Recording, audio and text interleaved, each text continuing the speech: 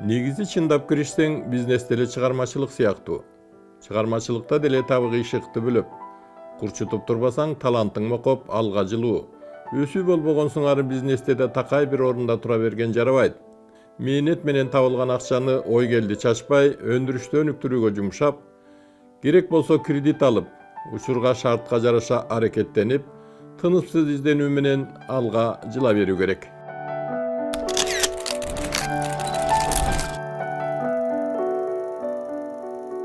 Акын, котормочу, белгилүү мамлекеттик жана коомдук ишмер Чыныбай Турсунбековдун өмүр жолунун бир өңүтү ишкерчилик болуп калды. Ал бизнеске кокусунан келди, ага чейин жүрөктөгү жаңырык. Шаарда жоголгон сөз сырлар жыйнагын чыгарып, илимдин кандидаттыгын жактап, окумуштуулук менен поэзияга ыктап калган Чыныбайдын өмүр жолун капысынан келген адилетсиздик, дыңы бузула элек нукка салды. Бизнес десе эле айрым бир кызматы бар чиновниктер мамлекеттик мүлктү итбекер менчиктеп алып байый баштаган маал болчу. Чыныбай нөлдөн баштады. Таяна турган таякеси, сүйөнө турган жөлөк тиреги жок Чыныбай Турцияда айлыгы да, жашап турган квартирасы да жок калганда бизнес баштаган. Табиятынан оптимист Чыныбай Бишкекке барып, университетке кирип эле иштеп алам десе, жубайы Нуржан кече эле тери тең туш ага тууган ардакта узатса, эми Бишкекке кантип барабыз деп намысына тийип болбой коет. Ошентип анын бизнеске болгон кадамы Түркияда башталат.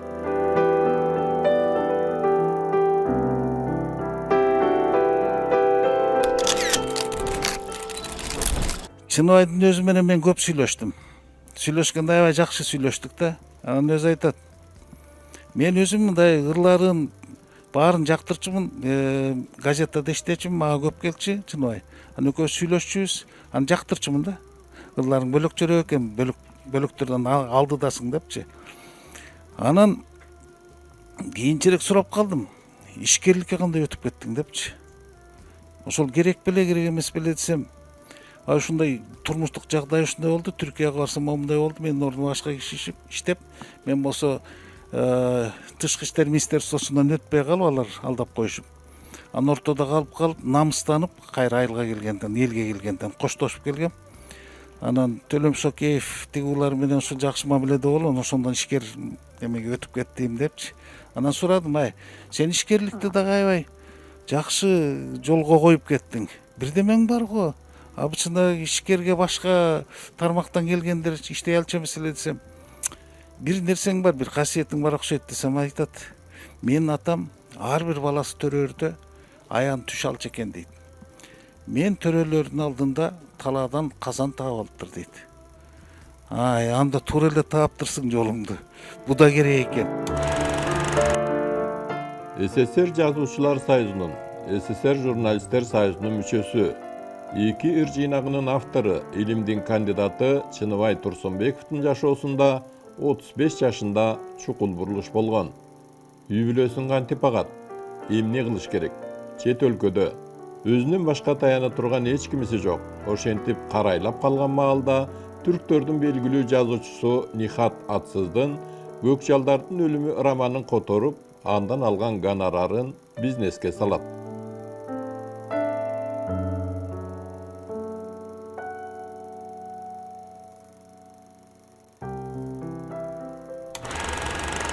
Bir gün oynandım, 2 gün oynandım. Anam bir fondga bardым. Türkler jakşı көргөн Нихат деген жазуучу бар. Анын Көк жалдардын өлүмү. Орусча турганда Смерть волков деген чыгарма романы бар. Айттым, ошол чыгарманы которуп берем, канча гонорар бересиңер? Алар менен соодаштык, алар мага гонорарды айтышты, которуп берген күнү ушунча гонорар беребиз деп. Түн içinde al романды котора баштадым.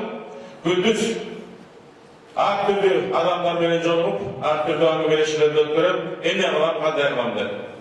Ошентип жүрүп, мен романды да которуп бердим. Bir канча айдын ичинде, примерно 3 айдын ичинде. Ошондо бул мен ишсиз калдым ноябрь айында, январь айында романды которуп бердим, 95-жылдын январында. Жана 3 партнер таптым, 2 кыргыз, 1 түрк. Алар менен сүйлөштүм. Фирма ачабыз, бизнес баштайбыз деп. Түрктүн тажрыйбасы бар. Анталия шаарында pekani açıp işletip жүрген, Kırgızlar açamça biznes bağlı janağı çırmıcı biznes bilen iş alып жүрген, Turkiyaga gelişti, oturduk, Antalya Bişkek'te firmanın düzeyinde söyleştik. Kırgızlar var, firmanın ustavın ötküröbüz, hattodan ötküröbüz dedi, arendaga imaratlabız. Türk ayında men 6 ayga çeyin bölüm bilen abarız oynayalım.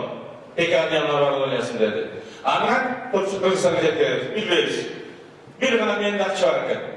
3-4 partnörün içine men janagı ganaranımda oşol abarız oynayalım Kırgızstan'a jetkeriş için verdim. Oşaktık birinci Antalya Bişkek firmamız açılıp 95 yılı Kırgızistan'da da Bişkek şehrinde 6. mikrorayonda birinci Türk baton, Türkçe batonda çıkardık, baton çıkargan, nan çıkargan pekaniyanı açtık.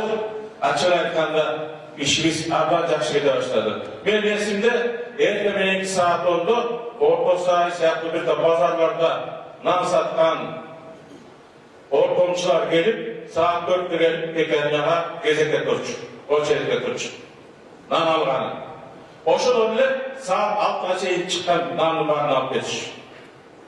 Bana oşanda iş kızı başladı, abdan жақсы başladı. Men de cırgap kaldım, biznes bilen ança işim yok. Turkçe'de yaşayıp, Kırgızistan'da 3 işte öder. Bir Türk, 2 Kırgız bakıyorum. Ay sayın pribül neçe oldu deyiz.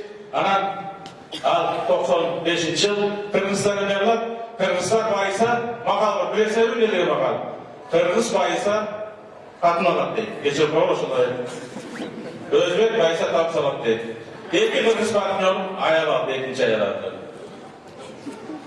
Türk partnör malan görüp kaçtokşaydı, al özünce akırında kaça başladı. Aytör bir sözünün aytkanda, жақсы işler atan firmamız cırda yalnız etmeyin.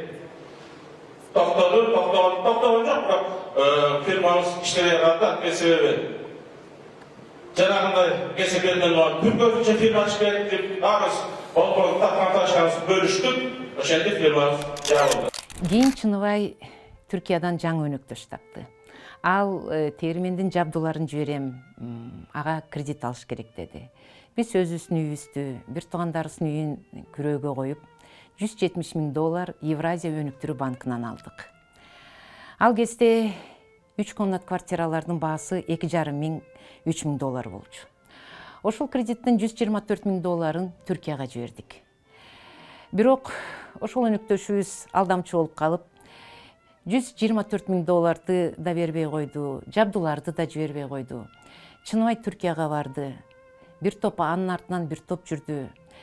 Элчиликке да кайрылды, бирок акчаны кайра ала албай койдук.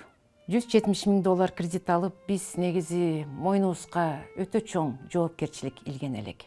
Анткени убагында төлөй албай калсак, жеке эле өзүбүз эмес, бир туугандарыбыздын баары үйсүз талаада калышмак. Ошол кезден көп мезгил өтсө дагы мен ошол оор акыбалыбызды эстегенде азыр да денеме калтырак басат. Бирок Чыныбай оптимист эле. Ал эч качан чөкчү эмес. Күнү түнү акча издеди. Бир тааныштар аркылуу бирөөлөрдү тапты. Алар 148% менен акча беребиз дешти. Ал кезде банктар 14% менен кредит беришчү. Пайызы өтө көп болчу. Бирок башка айлабыз жок болгондуктан 148%га макул болдук. Алган акчаны Чыныбай ишканаларды иштеткенге жумшады. Ишканалар иштей баштады. Кийин башка бирөөлөрдү таап 130% менен акча алды. 18%га арзан деп, берки 148% дагы акчаны кредитти жаап, 130% менен алып иштете баштады. Андан кийин 120% менен, 110% менен акча таап, улам кымбатын жаап, арзанырагын таап алып иштей бердик. Ошентип атып иш башталып кетти. Ишканаларыбыз иштей баштады. Кичине болсо дагы ошо тегирменден, пекарнядан акча түшө баштады. Чыныбай дагы деле жалкпай, дагы деле коркпой, дагы эле чоң пайыздагы кредит алып, дагы бир түрк өнөктөш таап, Акун фирмасын негиздейт.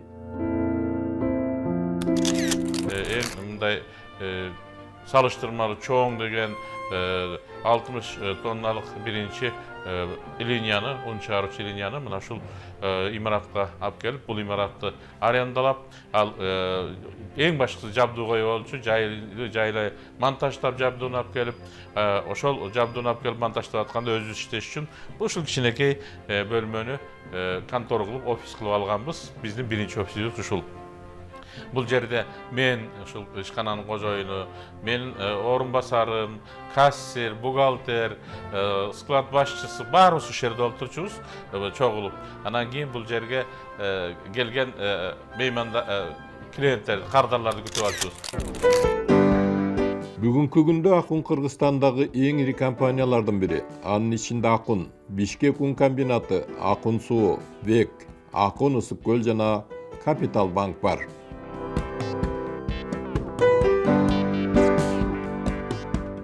1997 жылы күнүнө 60 тонна буудай иштетүүчү түрктөрдүн тегирмени ишке кирген.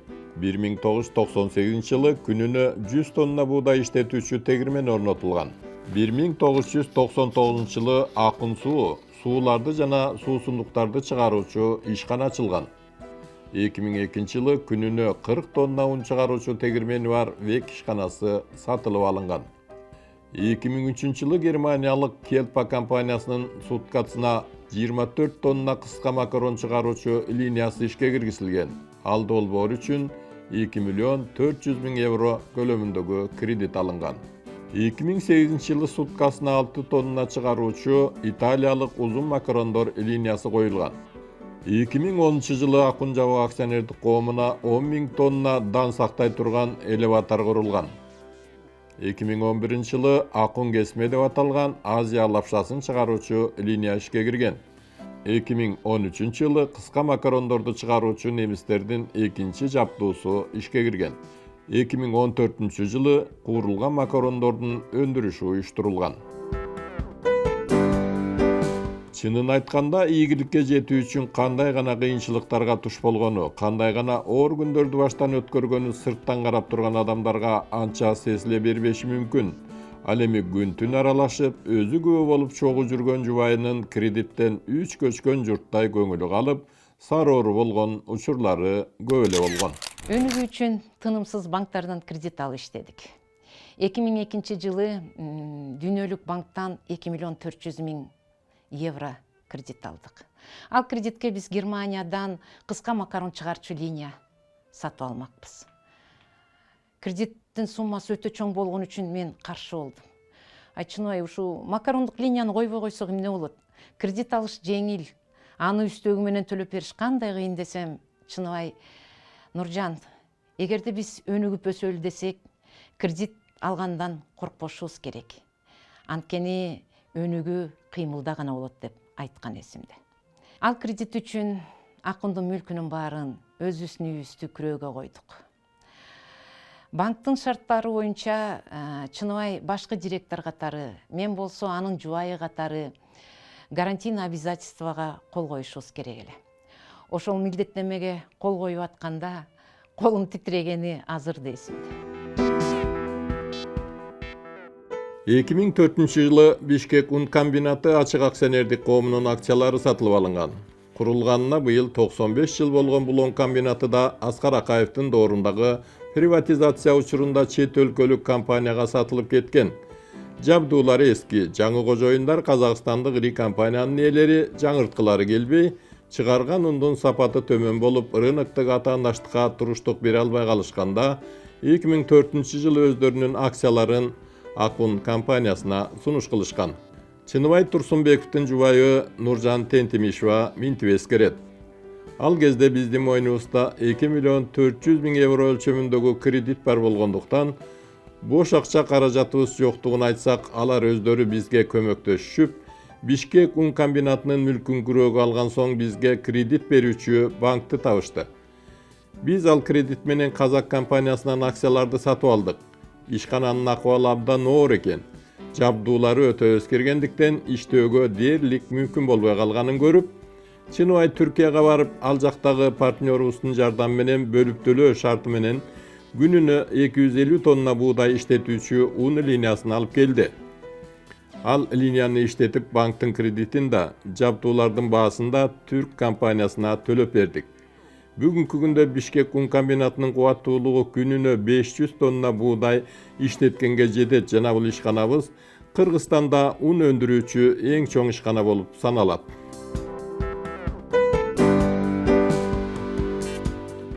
Ал эми 1999 жылы аукциондон Чынар пансионаты сатылып алынган. Анын аукционго коюлган баасы 7 миллион 297 миң сом болгон. Ал 9 миллион сомго сатылып алынган. Аталган пансионат туурасында кошумча маалымат берип коюу ашыктык кылбас. Анткени кийинчерээк Акын Ысык көл пансионаты деп аталып калган пансионаттын айланасында айрым бир суроо жараткан маселелер болгону жакшы маалым.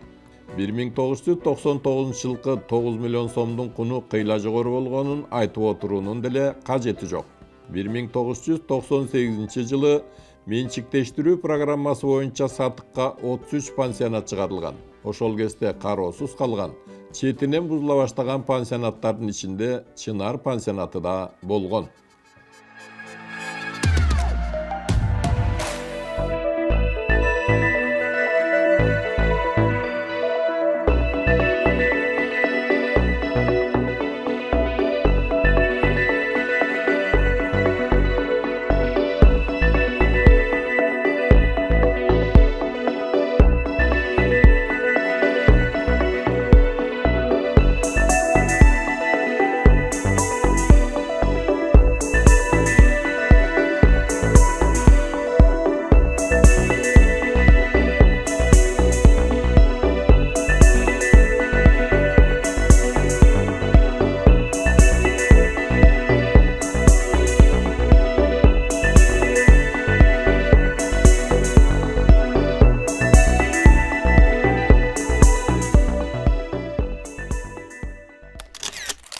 Мындан 25 жыл мурун 1999 жылы сентябрь айында ата-эне менен Ысыкөлгө бардык.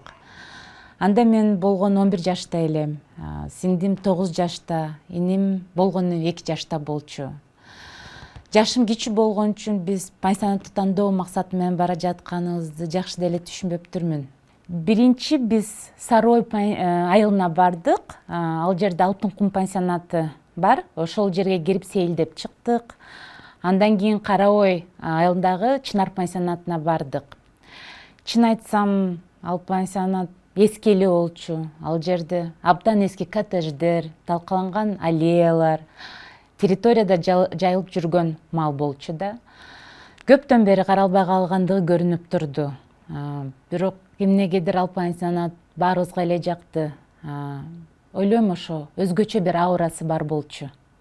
Менимче биз ушул пансионатты ошондой эле тандай турганыбызды түшүнгөнбүз.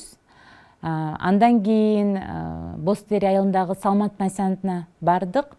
Бирок кичинекей болгон үчүнбү, ал пансионат жөнүндө деле эчтеке эсимде калбаптыр. Ошо эки эле кабат бир кирпич зданиясы бар болчу да. Чынар пансионатынан алган алгачкы таасирим бир башка эле. Ошо жерде столовойдун террасасында Ысык көлдүн көрүнүшү бар болчу да, абдан кооз бир көрүнүш болчу. Атам, апам, мен биз чогуу ошо жерде отуруп, ушул пансионатты кантип өзгөртөбүз деп пландарды курганбыз. Бүгүн пансионаттын эски сүрөттөрүн карап отуруп, ошол күндү эскердим. Ошо ашкананын террасасында отуруп, курган пландарыбыздын көбүн аткара алганыбызды түшүндүм. Дагы көп пландарыбыз бар. Бирок бир нерсени айта алам. Биздин пансионатка жумшалган көп жылдык зор мээнеттер, талбаган эмгектер, чын дилден, өтө берилүү, сүйүү менен жасалып азыркы өзгөрүүлөргө алып келди. Ал эми акыркы убактарда массалык маалымат каражаттарында, социалдык тармактарда көп сөз болуп келген Акыл Инвестбанк жеке адамдан сатылып алынган. 2012 жылы декабрь айында Георгий Чесноков деген адамдан Акыл Инвестбанктын акцияларын $4,5 миллион сатып алдык. Сатып алуу учурунда банктын имараты да жок болчу, филиалдары да жок эле. Мурунку жылдардын 48 миллион 410 миң карызы да бар болчу. Банктын уставдык капиталы 100 миллион сом болчу. Улуттук банктын талабы боюнча Георгий Чесноков аны 200 миллион сомго чейин көтөрүшү керек эле. Андай көтөргөнгө мүмкүнчүлүгү болбогон үчүн Георгий Чесноков банктын акцияларын сатам деп чечим алган. Банктын акцияларын сатып алуу үчүн Улуттук банктын макулдугу керек. Ал макулдукту бериш үчүн Улуттук банк сатып алуучунун финансылык отчетун текшерет, акча каражаттарын чыккан жерин текшерет. Ошондон кийин гана уруксат берет. Биз ошондой уруксатты алдык. Андан кийин акциялар үчүн акчаларды которуп, банктын акцияларын сатып алдык. Биз иштеткен 12 жылдын ичинде банктын уставдык капиталын 100 миллион сомдон 850 миллион сомго чейин көтөрдүк. 48 миллион 410 миң сом карызынан кутулттук. Кирешеге чыгардык. Профессионалдардан команда түздүк. Азыр ал банк Капитал банк деп аталат. Акун пансионатынын өнүгүү жолундагы тизмектелген ишканалардын ар бири оңбогондой көп эмгекти, кредиттик каражаттарды талап кылган. Кайрымдуулук жөнүндө сөз болгондо жылга жасалып келген иштерди айтпаганда да, эл башына күн түшүп карайлап калган учурда ковид маалында элге унду өз баасынан арзан сатып, бекер таратып, элди кыйынчылыктан, ашыкча паникадан сактап калганын өз көзү менен көргөн инсандар да бар. Айыл чарба министринде маалымат катчы элем кече пандемия учурунда. Анан ошол учурда аябай кризистик абалга туш келип калды да мамлекет. Мына бизде 9 тегирмен бар. Кыргызстан боюнча иштеп аткан, кыймылдап аткан 9 тегирмен бар. Ошонун 9 тегирмендин 8-inde будай жок болуп чыкты. Жана коронавирус башталганда 9 тең токтоп, бир гана акун иштеп атты да. Түнү күнү иштеп, аябай чоң кризис. Ушуну эми эл билбейт. Себеби ошол учурда жана шаардын кире беришине жаап койду. Анан бул акунда иштеген балдар, жана Бишкек мун комбинатында акун ушулардын бардыгын шагай карачу да. Анан ошондо иштеген балдар бүт региондордон келет экен. Токмок, Чүй, Беловоз, Сокулук. Аларды киргизбей, жумушчулар кирбей, тияктан улпак үйүлүп кетти. Анан улпакты алып турбаса, ал сасып кетет экен. Анан немеге такалып бир технологиялык процесстер бар экен да, өзүнүн жана ундун даярдалуу технологиялык процесси бар да. Ошо процесстер токтоп, тиягынан эл унду талап, жана ун 2 эсе көтөрүлүп, аябай чоң неме болду да, кризис болду. Анан ушул кризисте ошо акун чыгарып кетти. Жалгыз республика боюнча ушул акун иштеп турду, түнү күнү иштеп, жана Нуржан эже тиги көлдөгү пансионатта кроваттарды алып келип бияка жумушчуларды жаткырып биякачы. Анан аябай ошондой бир кризис учурунда көрүп калдым да, анан ошо заводко, он заводко Турсунбек агай барып турду. Мен да 2 жолу көрдүм. Анан министрликтин адистери менен, министр менен да 1-2 жолу бардык. Анан ошол учурда бул кишилердин кандай иштегенин көрдүм да. Анан бир жагынан буларды жана контрабанда кылышат экен. Себеби булар мыйзамдуу будайды мыйзамдуу алып келет экен. Будай унду да мыйзамды чыгарат экен. Анан ошол эле учурда контрабанда менен келет экен. Ошол эле учурда 1000 тонна контрабанда менен келген ун бар экен.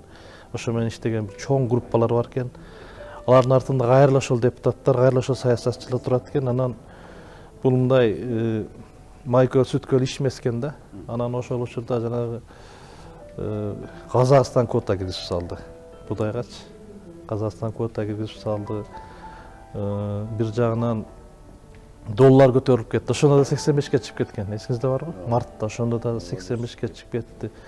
Анан булар ошондо ар бир мешоктон күнүнө 50 сомдон артында иштеп атышты. Завод, именно ошо акун заводу, Бишкек ун комбинаты, анан аркы акун комбинаты 50 сомдон ар бир мешогунун артына иштеп атышты. Мейли ушу кризистен чыгып кетели, биздин компания банкрот болсо дагы болсун, бир аз чыгым тарталы, бирок ушу элибизди жана азык-түлүк коопсуздугуна салым кошолу деп. Акун компаниясынын кайрымдуулук иштеринин бардыгын санап батырууга мүмкүн эмес. Уюшулгандан бери ондогон жүздөгөн адамдар жардам алып, Мыкты окуучулар стипендия алып, миңдеген кишилер иштеп, үй бүлөлөрүн багып жатышат. 2015 жылы 24 ноябрда Жамбулак айылында ата-энесинин үйүнүн ордуна бала бакча куруп, айыл өкмөтүнө өткөрүп бергени өзүнчө бир өзгөчө көрүнүш. Өзү жашап чоңойгон ата-энесинин үйүнүн ордуна бала бакча салып, аны мамлекетке өткөрүп, анан ага ыр жазып, өзү абдан кубанган кыргыз ишкерлеринин мисалында жок. Ким эле ондогон миллион сомдук имарат куруп мамлекетке өткөрүп берип жатыптыр. Ал бир жагы, экинчи жагы, ошол бала бакчаны толук камкордукка алып, жылыга барып, жаш жеткинчектердин кандай билим тарбия алып жатканынан кабар алып, бөксөсүн толтуруп, кемчилигин оңдоп келгенин айылдаштары жакшы билишет. Мен аларды көрүп бир чети кубансам, бир чети сыймыктанып жаттым. Алардын ырдап бийлегенине кубансам, ошол таланттарынын ачылганына мүмкүнчүлүк түзүп бергениме сыймыктандым. Мен да бир кезде ушул бала бакчанын ордундагы короо жайда кужулдап ойноп чоңойгом. Ушул жердеги ата-энем курган үйдө тарбия алгам. Эми бул жерде жүзбөбөк тарбия алып, окуп жазганды, ырдап бийлегенди үйрөнүп чыгышууда. Мындан чоң бакыт барбы? Айталы дегенибиз өзү кылган жакшылыгынан өзү ырахат алып, элинин эч нерсесин аянгысы келбеген, мамлекет үчүн жан үрөп иштеген адамдар аз. Бул жагынан алганда да акын, котормочу, окумуштуу дипломат, мамлекеттик жана коомдук ишмер Чыныбай Турсунбековдун өмүр жолу улам кийинки муунга үлгү. 27 жыл ичинде акын көптөгөн ийгиликтерди багындырды. Чыныбай Турсунбековдун карандай эмгеги, талбаган аракети менен түптөлгөн акын компаниялары тобунда 1000ге чукул киши иштейт. Өлкөнүн казынасына салган салымы да чоң. Ачылгандан бери миллиардтаган, тагыраагы 2 миллиард 695 миллион 93 миң 637 сом салык төлөгөн. 25 миллион долларлык инвестиция тартылган. Бул албетте ар кимдин эле колунан келе бербеген иш. Ушул аралыкта Кыргыздын жүзүн көрсөткөн бренд түзүлдү. Эл аралык алкакка таанылды. Биз бул чакан фильмде, саясатта да, илимде да, чыгармачылыкта да чоң ийгиликтерге жетишкен Чыныбай Турсунбековдун ишкерчилиги, жеткен бийиктиктери туурасында учкай кеп кылдык.